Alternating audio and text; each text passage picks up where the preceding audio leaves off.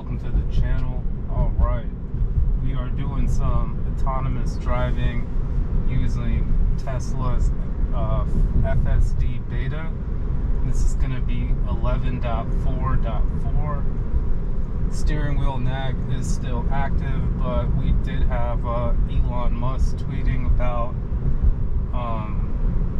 that they will be slowly starting to get rid of that steering wheel. I mean, he actually said that update coming soon, that they're getting rid of it, but I find that kind of hard to believe. Like, that's, I mean, you could see just watching this video how much the steering wheel nag comes up. It is determined on like a lot of things. It's not just like a timing thing, it's also based on like your eye movement because of the cabin camera, which is located right there.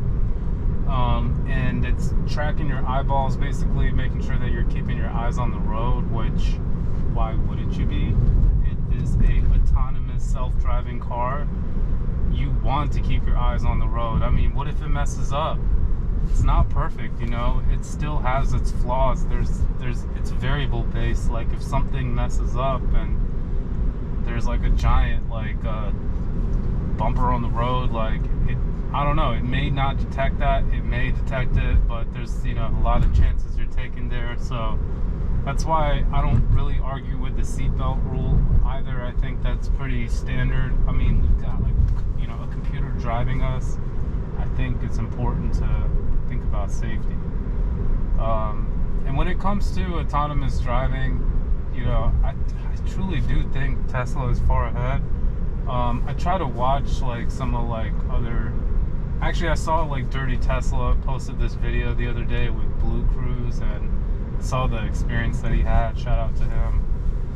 But it didn't look too great, other than the fact that it didn't have a steering wheel nag. But I also noticed that there was some flaws to that, where he even said like he wasn't sure if it was engaged or not.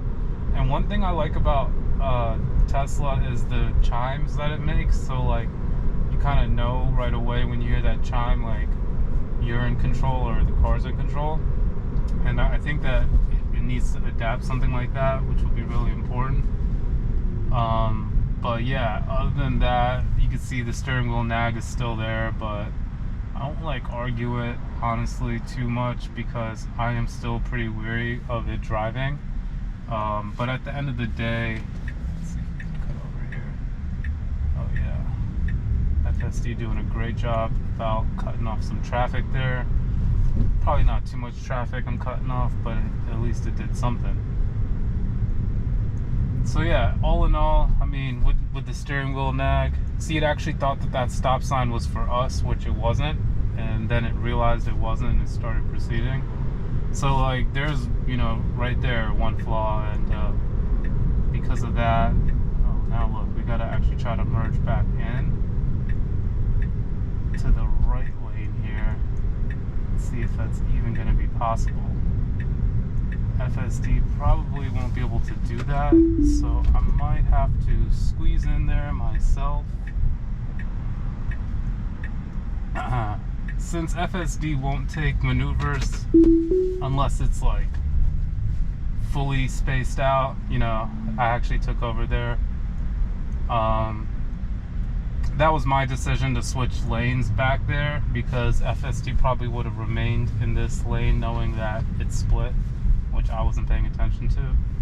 And that's another use case scenario for FSD, is it puts you in the right lane, like when you need to go places. Like, instead of being like this person last second and switching, if you just listen to it, like, it's gonna take you where you need to go.